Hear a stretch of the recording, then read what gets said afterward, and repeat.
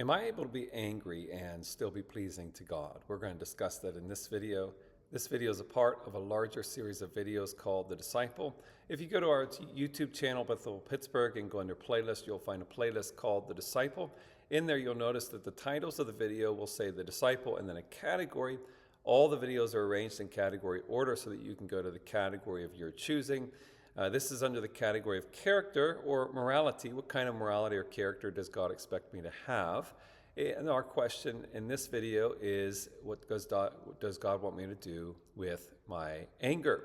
So in Galatians 5, Paul lists outburst of anger as a part of the acts of the flesh. And so I'm acting fleshly rather than the spirit if I have outburst of anger. James 1:20 says the anger of man does not produce the righteousness of God. Ephesians 4:31 says to put away all anger. And so we're discouraged from being angry. It actually says in James 1:19, says be quick to listen, slow to speak, and slow to anger, implying that there is a space for anger. Another is the idea that God gets angry.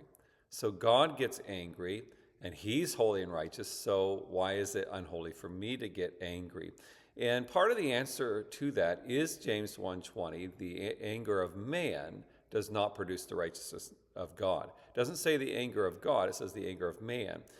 In other words, there's something fleshly, there's something corrupted about our anger. And again, the idea of being slow to angry implies that Ephesians 4:26 says, be angry, but do not sin, implying that I can be angry and not sin. So again, there's some kind of balancing out here that anger is appropriate-ish. So what do I do with that anger? Now, what's interesting is that statement in Ephesians 4:26, be angry and do not sin, says in verse 31, just a few verses later, to put away all anger.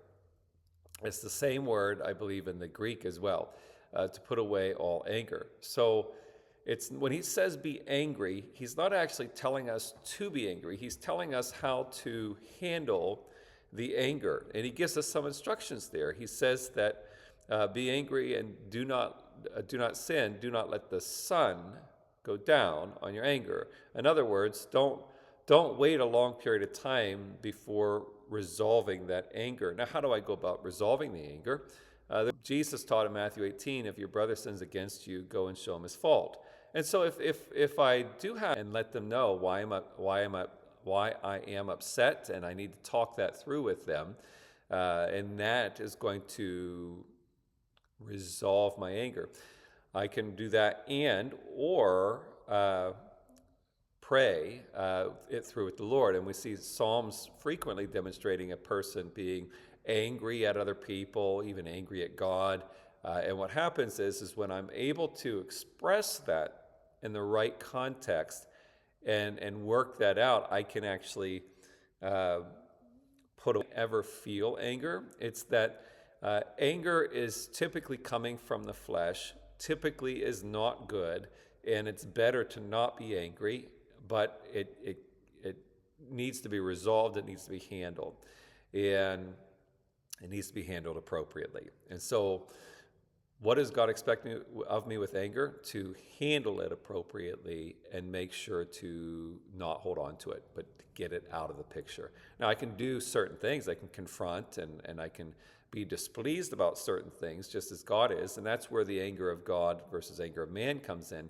The anger of man that God dislikes. What are things that God is angry about? And then how would he go about doing, responding to that? These are questions I need to have with my anger. If you have any questions on that, please leave that in the comments below. I'd be glad to answer them. Or if you would like to grow in your faith in person and you live in the Pittsburgh, Pennsylvania area, we would love for you to join us. Or if you can't join us in person, we would love for you to join us via live streaming. We stream our services live Sundays at 10 a.m. on our YouTube channel, Bethel Pittsburgh. We hope that you will join us at either place, but may God richly bless you.